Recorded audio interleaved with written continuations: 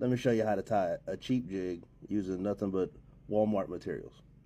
Alright, so if you go in the fiction section, you can find an unpainted jig for soft plastics. It probably won't have a sickle hook, but I'm just using this one as an example, okay? Two materials you're going to need is going to be twisted yarn. You're going to find this in the yarn section. You can pick whatever colors you want to. I just snipped this off because it was the closest thing I had. The other is going to be one of those car microfiber little frilly things that you wash your car with. You're going to find the cheapest one you can find.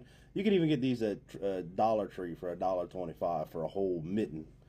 But anyway, let's get into it. You're gonna wrap your hook with some thread. You're gonna go all the way to the hook point.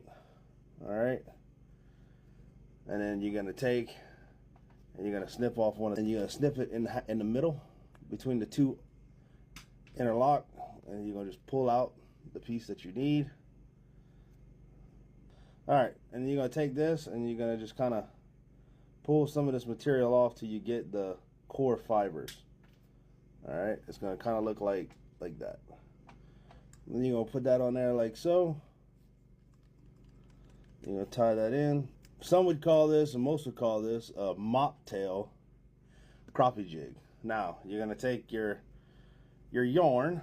Okay, these have 4 strands built into it. Being that this is kind of a bigger jig, we're gonna just go ahead and use the full 4 strands. All right, so we're gonna tie this in right behind the head. Let's just say you don't have a rotating vise. So here you're just gonna stack on the material, okay, by hand. Take your time, get it kind of even, I guess you could say.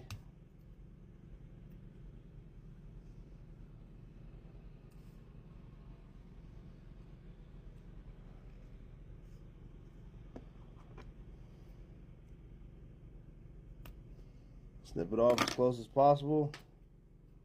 Then try to hide your tag in.